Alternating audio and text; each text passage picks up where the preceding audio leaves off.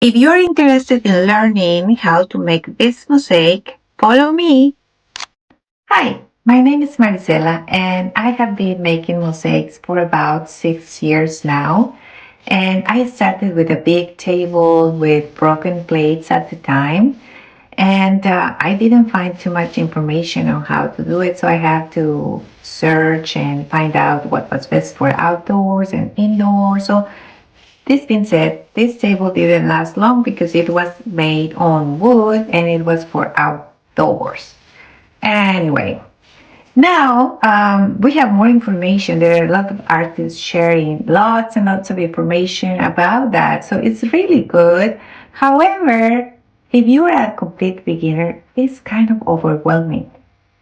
So I decided to prepare this tutorial and I will be making more for beginners to intermediate. So you can follow along with me. We're going to be making this mosaic today.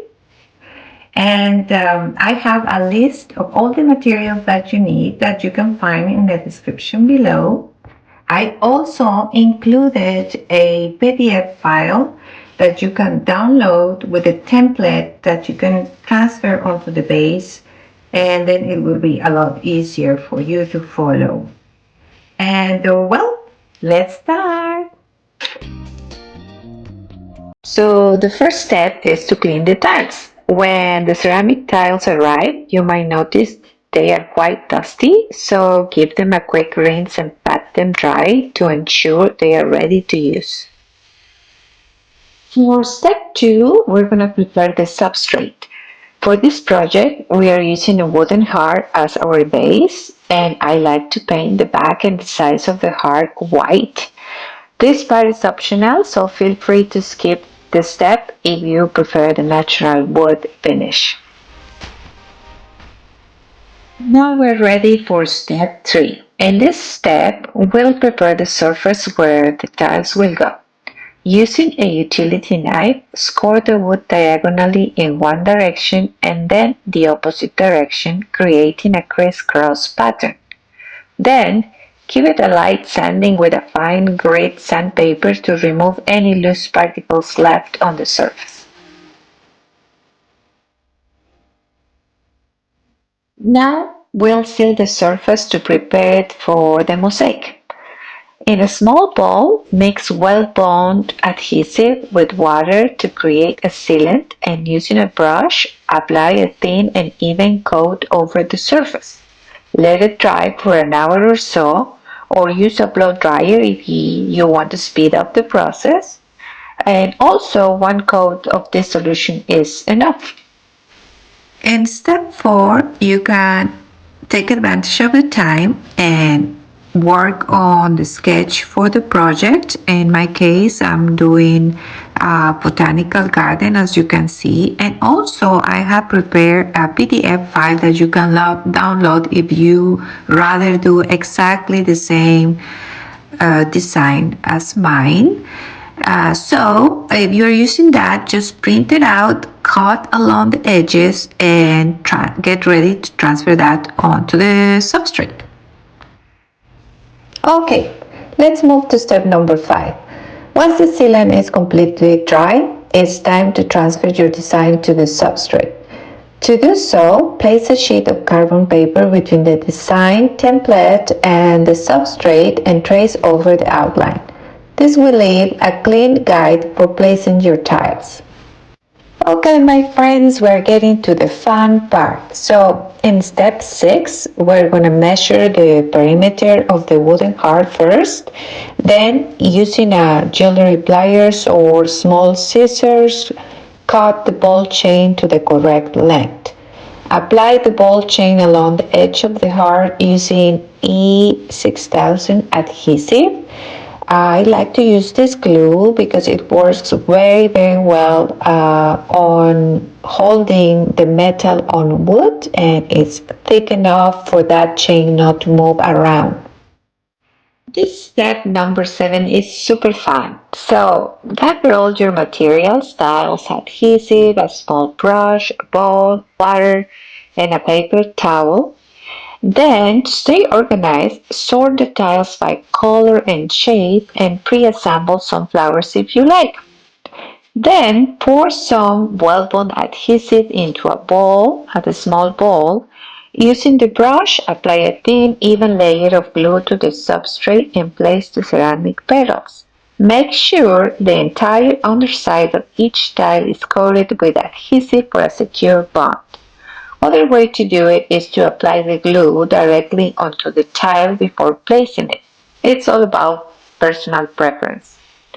To prevent the brush from drying out, place it in water when not in use. Before applying adhesive, dry the brush with a paper towel. Repeat the process until all tiles are in place.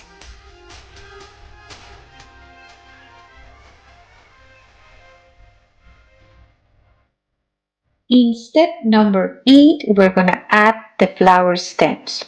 As we did with the edge of the heart, use E6000 adhesive to attach the flower stems made from the ball chain. So first, measure the chain to the desired length, cut it with pliers or scissors, and glue it down. After we're done with placing the stems, let's add the leaves and the round tiles.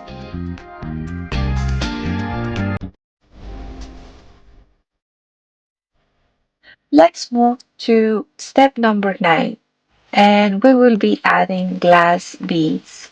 To enhance the design, use glass beads to fill any empty spaces and make sure the gaps between the tiles and the beads are smaller than ½ inch, as the grout we'll be using is designed for joints of that size or smaller.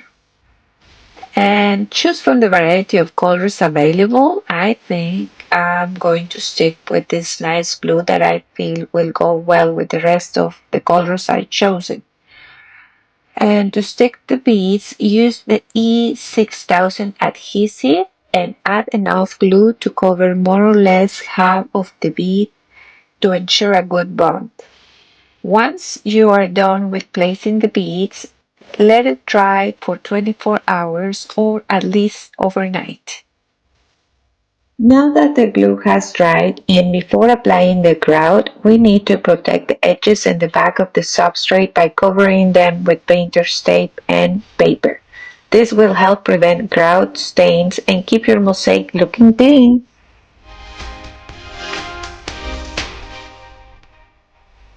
Now it's time to grout. You'll need the premix grout listed in the materials. I picked up this particular one from a local hardware store as I couldn't find it online. Start by taking a small amount of premix grout and spread it over the tiles, ensuring all the gaps between the tiles are filled. Let it set for about 10 minutes. Next, take your sponge, dip it in water, and squeeze out as much water as possible. Gently wipe the surface of the tiles to remove excess grout, working in soft circular motions. Rinse the sponge frequently, squeeze out the excess water, and repeat until the tiles are clean. Then let it set again. After about 20 minutes, use a soft cotton cloth to buff away any remaining grout residue, leaving your tiles clean and shiny.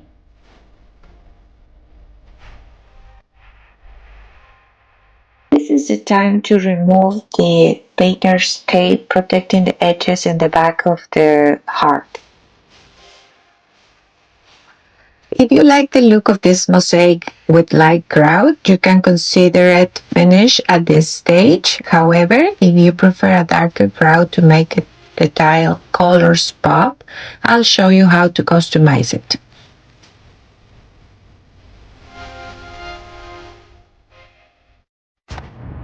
This is one way to color the grout. After the grout has dried for at least an hour, mix a small amount of black acrylic paint with water. Use a brush to apply the paint over the grout in a small section, then immediately wipe the excess paint off the tiles with a cloth. Work in sections, adding and wiping as you go, as shown in this video.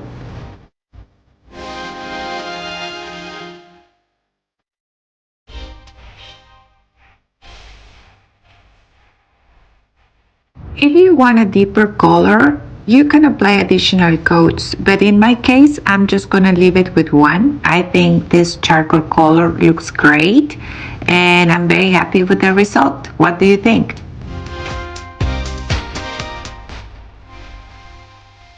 If you made it this far, congratulations! I hope you enjoy watching the video, and I hope you learn one thing or two regarding the mosaics. If that's the case, please consider liking and subscribing to my channel to help me produce more tutorials like this. In case you post your own mosaic in social media, consider tagging Mosaics by Maricela. I would love to see what you have created. In the meantime, have a colorful day.